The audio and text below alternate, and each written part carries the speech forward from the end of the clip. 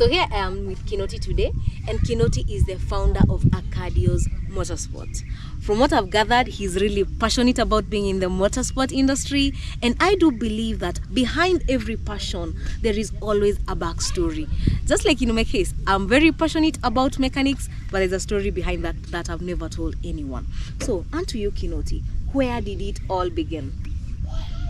Thank you so much for asking that question. And behind anything that is fun related, there's always a story behind it.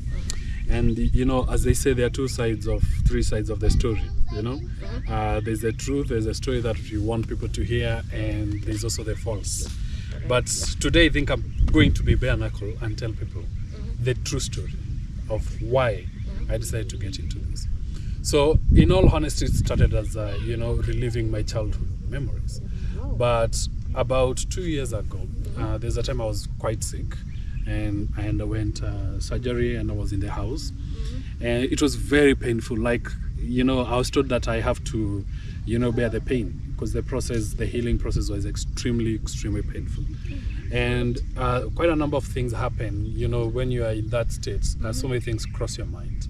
And, you're thinking of like, oh man, why am I really struggling about this? And I remember my daughter came to my bed. She was very young that time, and looked at me straight in the eye. And I was like, oh no, I don't think I'm done. And you know what? How bad could it be living this world without doing that single thing that you like most? And that's how I decided, like, if I get well, I have to go and build that replica. So that was more like the wake up reality. Yes. You need to do something. That was my moment to make that decision, and I was like, I will forever try every other single moment you have in life. Try, there's so many things about life, but try and do that thing that is so dear to you. It's personal. It's not shared with any other person. Many other people could come and enjoy you in the process of doing it, but it's you. Remember, you only have the responsibility you have in this world. First of all, begins with you. You are responsible to your life, your happiness, your successes. It's all about you. You always come first. It's all about you. Yes. Yeah. Now let me ask you. Yes, I understand you had that wake up call, and you're like, I need to do something I'm passionate about. Then why the name Arcadios? Why not a name like Tim Kin? Timothy Kinoti. Why the name Arcadios? I mean, it's a unique name. So, onto you. So, in fact, there's a tag word that we have, peace and contentment. All right. So, Arcadios, it simply means something good from a nice place. It's a brand name that we picked deliberately and carefully, thinking about how we would want to be featured in future. Not just now, but moving forward. Secondly, I'm a Pan-Africanist, and I am an academic, I'm a researcher, I do evaluations and the like. And one of the things that I've always tried to do in my life is to connect anything that I do back to promoting the African values, the African brand, and making sure that Africans are proud of themselves. Oh, all right. Is that why you have, when you look at the Arcadios logo, there is this, I think, Kitenge imprint? Yes. Does that connect to you being a Pan-African and wanting like to showcase Africa for what it is and standing by it? Oh, yes. So guys call this Kitenge, but the story behind these colors is quite philosophical, by the way. It's a representation of the diversity and colorfulness of Africa. One thing that people don't know about Africa is that we are very colorful. Look at, if you look at even how we choose our dressing, if you look at our cultures, we are very colorful. And sometimes we have different, dark colors and the like.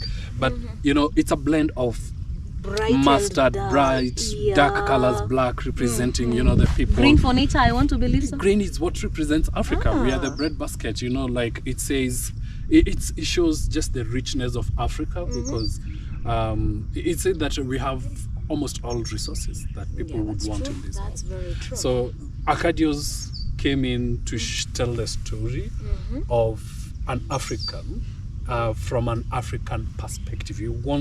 It's an opportunity for us to tell our own story. Wow. Yes. So we are just narrating our own stories. Yes. Now you've told us what led to the start of Arcadios. Yes. So what's the future of Arcadios? Because we always have to look at the past, the present, you're here, you're representing Arcadios. Now, into the future, Yep. what are the plans, or what exactly do you have in mind as the founder of Arcadios Motorsport? So honestly, we have big plans, and the plans that we have are, first of all, to see people who get an opportunity to relive their dreams Right. within the motorsport circles.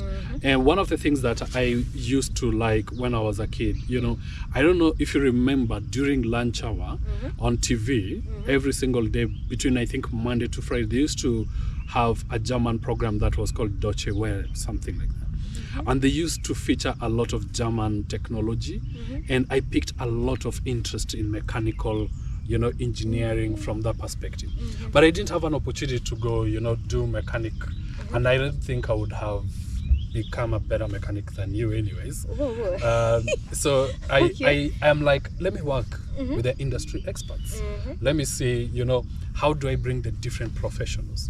So one of the things that we do is purely research based. Every single step that you'll see us do is to try to bring academics back into practice. How do you bring communities together? How do you bring teams together? Like building bridges, bringing the connection, exactly. And how do we find ourselves coming together within the motorsport? So we have a whole list of things that we want to achieve in the next a few years, but for now we just want to, as much as possible, build the confidence of of the people we are working with. We want to build the confidence of our sponsors to really come and understand what motorsport is. And one of the things we want to do is to have literally close to a door-to-door conversation with people, sponsors and the like, to get to understand what motorsport is and what it takes and how they can benefit coming into this community. That is really impressive. Now let me get back to something. You said about reliving your childhood dream. People cannot relate to you reliving your childhood dream if you don't exactly tell them when did it start, where was the spark. Telling them about, maybe, I don't know, maybe you've had an experience about motorsport when you were much younger, and that maybe sparked the passion in you, and also about connecting communities. I mean, if you give us an introduction into where your passion sparked from, then I think we'd easily connect with the journey you're telling us about. So when we grew up, I was lucky my parents had a car, and I remember one of the cars that we really toyed with was a Datsun, pickup. It was a Datsun 1200 or something like that. It's very common in doing rule of carrying, stuff. It's a very hardy car. And we played around with that car, trying to dismantle it. And I hope my dad will not watch this, but some of the things that you fixed were the ones who, we were messing up in your car, trying to see how to fix the carburetor. We spoiled it, so you had to, You tried to be a mechanic when you were much younger? Yeah, we used to do those things. Imagine, I kid you not. Wow. And that time we were like 10 years old, and then my mom is the one actually who realized that these kids are becoming quite inquisitive. And I remember she started teaching me how to drive when I was I think 12 years old. Yeah. Right. So what used to happen, you remember when you go to school, because we went to boarding school, and we have pocket money. She told us this, me and my bro, you guys, I'll tell you this, I can help you learn how to drive, but save your pocket money, buy the fuel.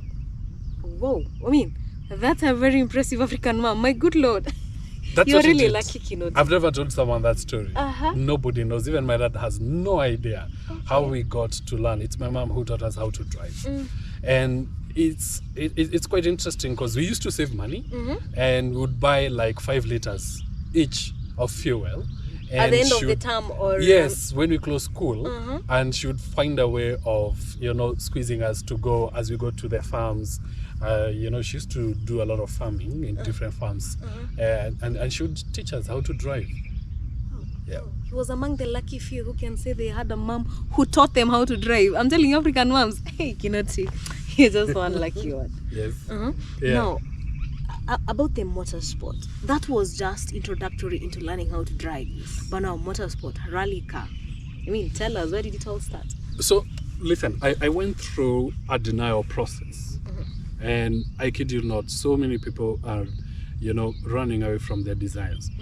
because unfortunately, when I came to motorsport, I was asked a question like, okay, what car do you have? I was like, I don't have a car. I just want to learn how to do this thing. I was asked two questions. A, are you rich? Or B, is your father rich? What happens when you ask those kind of Rich. questions? Are you rich? Is your father rich? Yes, it's either or. Wait, is that like a bare minimum requirement or something? So they like to make it. Okay, all right. We want to open these doors at Acadios and show people like, you don't need to have elephant money or giraffe money, as they say. You just need to be self-aware and recognize that you're interested in doing this, and there's always a way out. So in my perspective, I would say like Kinoti is trying to change the narrative. He's trying to change the narrative that you have to be rich to get into motorsport, or maybe you need to have family wealth that has been accumulated for quite a number of years to get into motorsport. And then Kinoti is saying that you don't have to be rich to get into motorsport. You don't have to have the big the dollars and everything for you to get there. You start simple with what you have, and you make it big. Absolutely. Now let me ask you a question. When you're much younger, But before we move, there's someone who's taught me something very interesting, one of my mentors. And he told me, you know, motorsport is quite expensive. all right? True story. Motorsport is not cheap. You know, like this car consumes parts because you fix in. Like, I'll give you an example. Yesterday, or we just fixed a new or second-hand drive shafts. So putting them, they are faulty. Okay. Because you see, getting original new ones for this car is very hard. Yeah, it's hard, so you it's have hard. to buy. So those guys, I know they will not accept to take them back. So that's a loss. Yeah, true. Or you buy and then they get worn out within In no one rally. So time. you need to keep on buying them. So basically, maintaining a rally car is Exactly. expensive. So one thing he taught me is that we can make it affordable, but please make sure that you do not compromise your household income to do rally. So figure out what events you want to participate in cheaply, and also figure out how we will start this journey. Wow. Okay, I think that makes a lot of sense. That you can make it economical without straining yourself, without straining your household, because it's more of a hobby. I want to believe so. So you need to be economical about it. Yes. Now, from your upbringing, did you like ever experience a safari rally passing near your home and everything as a boy, or it Yep. was? I grew up in Nanyuki, and Nanyuki is one of the areas where, you know, the routes that was Safari used rally by routes, yes. Safari Rally. And you know, those times you could have night, you know, expectations and the like. I saw them. Our home was not far from the road. the It's track? still there, yes. And December, when I did that rally, the first, you know, it was a Jimmy Heather Hayes rally. We used part of that track, and I was like, finally, You've done. you know, it. I've done He's it. relived. You've I've relived your just childhood relived memories. That desire I've always had. And no, that's impressive. No, if you're to talk to maybe address someone from Nanyuki or someone who's got your dreams, your aspirations, from where you've started up to where you are now, what would you tell them in a very, like, summarize it? I think this sport needs a lot of discipline. Discipline in so many ways. People ask me, you know, how are you able to do quite a number of these events? How are you able to maintain this car, because it's quite expensive, motorsport? And I go back and ask them, so after you pay your bills and the money that you use for entertainment, what do you do with that money? You know, people spend their times doing different things. There are those who go clubbing, there are those who go golfing, others go to learn how to fly planes. I decided to get into motorsport. You know, that's how I spend my free times. And the thing is, the discipline here is that you get to understand what it takes and figure out how to do it economically in a way that you are able to sustain it. Number one. Number two, we are among the few who have received a lot of support, you know, from two great companies in this Nairobi. We have the Precision Automotive, who believed in us, and they decided to walk the journey with us and, you know, help us get access to parts and making sure the car is properly put together. And Galan and Enoch, who are fueling our car and giving us the lubricants.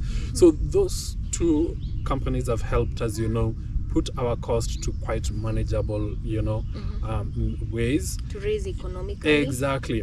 And help us, to do. There are quite a number of upgrades that we need to do on this car, and it's a step at a time. That is true. That is true. Wow. So there you've had it. That is Kinoti's story, where he started, where he is now, and where he plans to get to the future.